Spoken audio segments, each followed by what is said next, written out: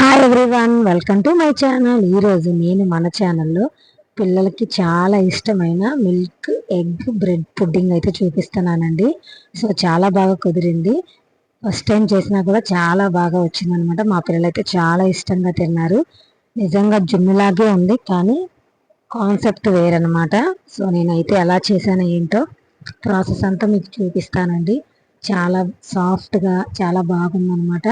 ఎక్కడ షుగర్ వాడలేదు, నేను బ్రెడ్తోనే చేశాను, బెల్లంతోనే చేశాను. సో ప్రాసెస్ చూపిస్తున్నాను. ఒక 4 బ్రెడ్ స్లైసెస్ అయితే తీసుకున్నాను. ఇంకెక్కువ చేసుకోవాలంటే ఇదే క్వాంటిటీకి డబల్గా తీసుకోవచ్చు అనమాట. సో 4 బ్రెడ్ స్లైసెస్కి నేను ఒక 3 ఎగ్స్ తీసుకున్నాను.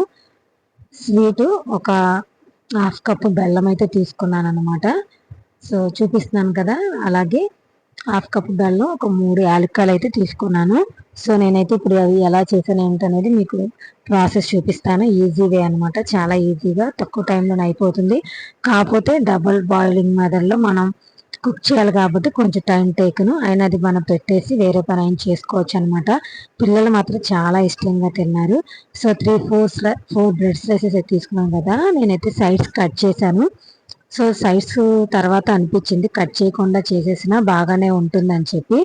సో మీరైతే మీ ఇష్టం, కట్ చేస్తే కట్ చేసుకోవచ్చు, లేకపోతే లేదు. అవి సైడ్స్ వేస్ట్ కాకుండా బ్రెడ్ ఆమ్లెట్ అయినా వేసుకోవచ్చు అనమాట. సో ఈసారి మాత్రం నేను సైడ్స్ కట్ చేయకుండానే ట్రై చేస్తాను అనమాట.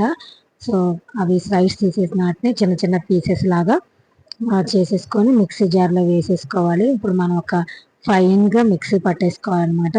అలాగే ఒక 3 యాలక్కాయలు, అలాగే నేను ఒక 1/2 కప్పు బెల్లం తీసుకున్నాను కదా.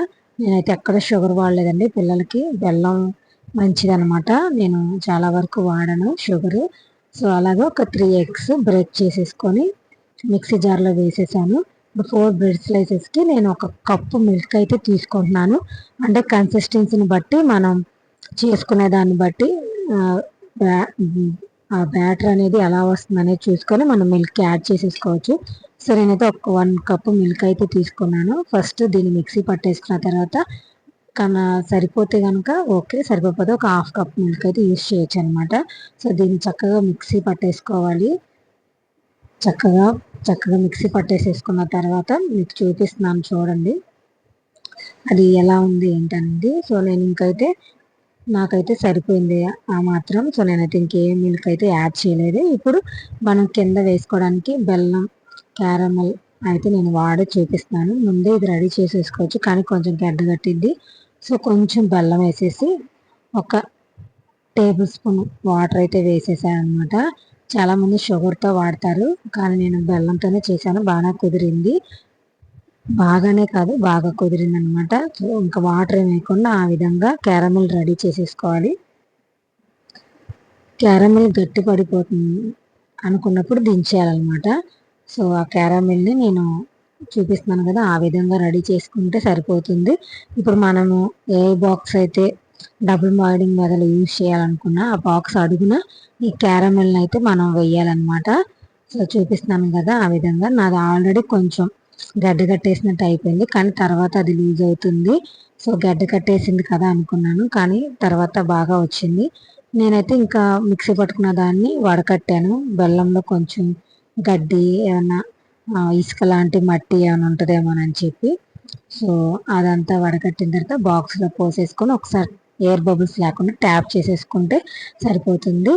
ఇంకా డబుల్ బాయిలింగ్ మెథడ్లో పెట్టేసేసాను అనమాట. నాకు ఇది ఉడకడానికి ఒక 20 మినిట్స్ అయితే పట్టింది. సో ఉడికిందా లేదా అని చెప్పి చాకుతో టెస్ట్ చేస్తే చాకుకి ఏది అంటుకోకుండా ఉంటే మనకి ఉడికిపోయినట్టు అనమాట. సో ఉడికిపోయింది కాబట్టి గ్యాస్ ఆఫ్ చేసేసి ఆ హీట్కి కొంతసేపు ఉంచేసేసి ఇంకా 1 అవర్ ఫ్రిడ్జ్లో అయితే పెట్టాను, పిల్లలు స్కూల్ నుంచి వచ్చే టయానికి. సో ఇంకా ఫ్రిడ్జ్లో పెట్టిన తర్వాత మీకు చూపిస్తున్నాను. సైడ్స్ని చాకుతో చక్కగా నీట్గా కట్ చేయాలి. నాకు కొంచెం చేయి తప్పిందనమాట. చక్కగా సైడ్స్ నిదానంగా కట్ చేసేసుకొని గిన్నెని ఇలా తిరగదిప్పేసేసి వేసేస్తే అనమాట. ఇప్పుడు ఆ క్యారమిల్ అంతా చక్కగా వచ్చింది, చూసారా? చక్కగా కూల్గా ఎంత బాగుందో. ఇంకా తర్వాత అనిపించింది ఆ క్యారమిల్ మీద మనం డ్రై ఫ్రూట్స్ కానీ ఇంకా నువ్వులు కానీ యాడ్ చేసుకుంటే బాగుంటుంది.